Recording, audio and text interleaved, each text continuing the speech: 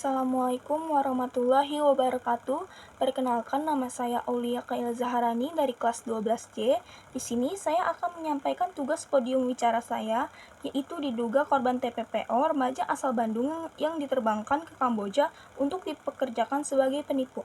Pernyataannya adalah, dengan penuh perhatian terhadap fakta hukum dan kemanusiaan, kami menanggapi secara seksama kabar terkait Rizky, termasuk klaim awal bahwa ia adalah korban TPPO yang dibawa ke Kamboja. Berdasarkan penjelasan resmi dari Polda Jawa Barat dan konfirmasi dari KBRI, fenomen bahwa Rizky dalam kondisi aman di KBRI ditemukan bahwa keberangkatannya ke luar negeri dilakukan atas dasar keputusan dan kesadaran sendiri, bukan paksaan atau rekayasa perekrutan paksa.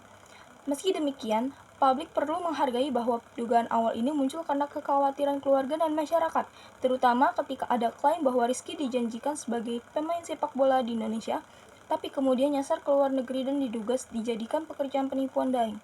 Tuduhan dan kekhawatiran tersebut muncul dari status hilang atau tak diketahui keberadaannya, serta video dari keluarganya meminta bantuan. Namun, setelah dilakukan pendalaman, penyelidikan atas proses perekrutan, keberangkatan, dan aktivitas di Kamboja menunjukkan bahwa tidak ditemukan indikasi eksploitasi dalam konteks TPPO, sehingga Polda memutuskan bahwa kasus ini bukan merupakan TPPO.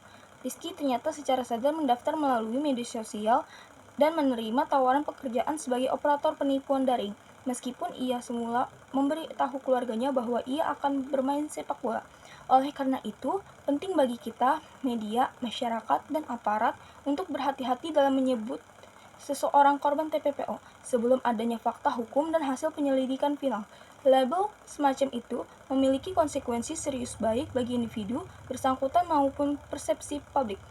Dalam konteks ini, sekalipun awal cerita sangat memantik simpati dan kekhawatiran, dalam resmi menunjukkan bahwa klaim TPPO terhadap Rizky tidak terbukti.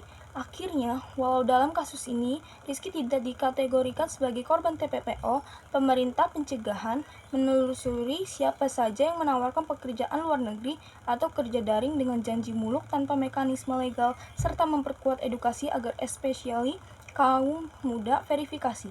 Kasus ini seyogianya menjadi peringatan kolektif untuk masyarakat agar selalu kritis terhadap tawaran kerja, terutama yang melibatkan luar negeri.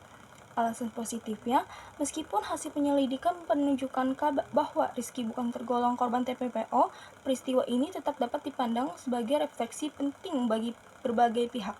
Pengalaman tersebut menunjukkan betapa krusialnya kehati-hatian dalam menerima tawaran kerja, terutama yang berkaitan dengan keberangkatan ke luar negeri. Dalam konteks ini, keberanian Rizky untuk kembali dan menghadapi situasi secara terbuka juga merupakan bentuk tanggung jawab yang patut diapresiasi. Kasus ini turut meningkatkan kesadaran publik mengenai banyaknya tawaran pekerjaan yang belum jelas legalitasnya. Secara pentingnya verifikasi informasi sebelum mengambil keputusan besar, respon cepat dan aparat dan perwakilan negara dalam menindaklanjuti laporan menunjukkan adanya kehadiran negara dalam melindungi warganya. Bahkan ketika status kasus masih belum sepenuhnya jelas, di sisi lain media dan masyarakat diingatkan untuk lebih bijak dalam menyampaikan ataupun menanggapi informasi, guna menghindari kesimpulan prematur. Pada akhirnya, peristiwa ini tidak seharusnya mematahkan semangat generasi muda dalam mengejar kesempatan, melainkan menjadi pengingat bahwa keberanian harus diimbangi dengan perencanaan yang matang dan komunikasi yang baik dengan keluarga. Dengan mengambil hikmah dari situasi ini, diharapkan masyarakat khususnya para pemuda dapat lebih bijak dalam menyikapi tawaran kerja, tetap berani bermimpi, dan memastikan bahwa setiap langkah besar ditempuh dengan pertimbangan yang tepat. Alasan negatifnya yaitu, parahnya, pengalaman seperti Rizky ini menunjukkan bahwa tawaran kerja ke luar negeri, terutama melalui jalur informal atau online, membawa risiko terhadap eksploitasi, kekerasan, hingga kejahatan terorganisir. Sebagai contoh, sejumlah warga negara Indonesia yang dikirimkan ke Kamboja untuk kerja hospitality atau peluang kerja tinggi ternyata dipaksa bekerja sebagai scammer daring di kompleks scams compounds dengan kerja 12 jam per hari, 6 hari per minggu, dan gaji yang jauh dari janji awal. Satu korban mengatakan bahwa bukannya dibayar sesuai janji, sekitar US 611 per bulan. Kenyataannya, ia hanya menerima sekitar US 100 per bulan. Jauh dari standar yang diharapkan.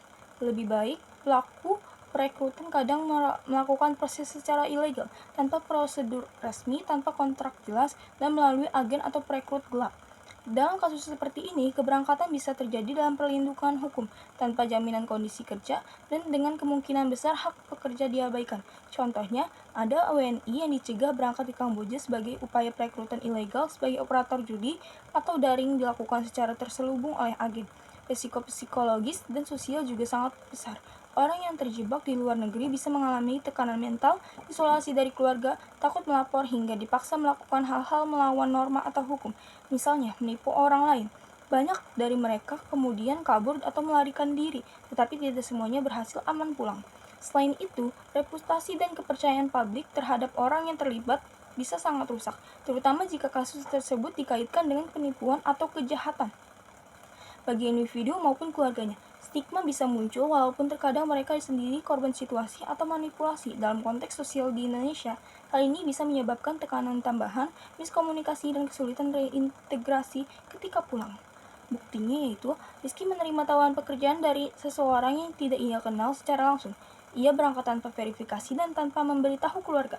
Setibanya di Kamboja, ia menempati tempat kerja penipuan digital. Keluarga panik dan melaporkan ke hotline perlindungan WNI. KBRI kemudian mengamankan Rizky dan memulangkannya ke Indonesia untuk pemeriksaan. Apapun hasil penyelidikannya, benang merahnya tetap sama. Rekrutmen online sangat rentan terhadap misi informasi dan eksploitasi. Kesimpulannya yaitu, kasus Rizky Nurfadilah menunjukkan bahwa penipuan lowongan kerja melalui media sosial masih menjadi ancaman serius bagi remaja Indonesia. Rizky awalnya menerima tawaran yang tidak jelas sumbernya, mengaku sebagai seleksi sepak bola di Medan, namun tanpa verifikasi apapun, ia justru dibawa ke Jakarta dan diterbangkan ke Kamboja. Hal ini memperlihatkan bahwa remaja dengan literasi digital rendah mudah dimanipulasi melalui harapan dan janji palsu, terutama ketika tawaran terdengar menarik dan menguntungkan. Sesampainya di Kamboja, Rizky bekerja di sebuah perusahaan yang diduga menjalankan aktivitas scam online, yaitu operasi penipuan digital yang banyak dijalankan sindikat luar negeri. Di titik ini kasusnya viral sebagai korban TPPO karena keluarga khawatir ia mengalami kekerasan atau penyekapan. Namun setelah diperiksa oleh KBRI Phnom Penh, Polresta Bandung, dan Polda Jabar, tidak ditemukan bukti bahwa ia dipaksa secara fisik atau mengalami penyiksaan. Hasil klarifikasi menyatakan bahwa ia berangkat secara sadar, meskipun informasi yang diterimanya menyesatkan dan tidak jujur. Walau tidak memenuhi unsur TPPO secara formal, kasus ini tetap berbahaya karena Rizky direkrut melalui cara-cara manipulatif dan dibawa ke luar negeri untuk mempekerjakan ilegal. Ini menunjukkan bahwa modus penipuan tenaga kerja semakin canggih, memanfaatkan media sosial, komunikasi privat, dan bujuk rayu personal. Proses penyelamatan berlangsung cepat. Keluarga melapor KBRI, mengamankan Rizky, dan akhirnya ia dipulangkan ke Indonesia untuk diperiksa lebih lanjut mengenai siapa yang merekrut, bagaimana prosesnya, serta apakah ada unsur pidana lain. Secara keseluruhan, kasus ini menggarisbawahi beberapa poin penting, yaitu penipuan lowongan kerja online sangat berbahaya karena menyamar tujuan sebenarnya dan bersifat lintas negara. Yang kedua, remaja dan anak muda adalah target paling rentan karena minim pengalaman kerja dan mudah tergiur janji fasilitas atau karir instan. Ketiga, pengawasan keluarga dan literasi digital masih lemah, sehingga remaja dapat pergi ke luar negeri tanpa diketahui orang tua. Yang keempat, kecepatan respon KBRI dan kepolisian menjadi penopang penting dalam melindungi WNI di luar negeri. Yang kelima, kasus viral dapat menciptakan kesalahpahaman publik. Tetapi, klarifikasi resmi penting agar masyarakat tidak terjebak informasi berlebihan. Yang keenam, meskipun tidak terbukti sebagai TPPO, modus rekrutmen menyesatkan tetap harus dianggap sebagai ancaman serius bagi keamanan remaja Indonesia. Dengan demikian, kasus Rizky bukan sekedar cerita seorang remaja yang tersesat di keluarga di luar negeri, tetapi peringatan keras bahwa ruang digital kini menjadi lahan rekrutmen kriminal yang semakin berkembang. Perlindungan bagi masyarakat, khususnya generasi muda, harus diperkuat melalui edukasi literasi digital, pengawasan keluarga, serta meningkatkan regulasi dan penegakan hukum terhadap rekrut ilegal, baik di dalam maupun di luar negeri. Pernyataan pemantiknya yaitu, menurut kalian, apakah semua tawaran kerja luar negeri yang viral di media sosial seharusnya diwajibkan diverifikasi pemerintah sebelum boleh diiklankan, dan mengapa? Terima kasih, itu yang bisa saya sampaikan. Wassalamualaikum warahmatullahi wabarakatuh.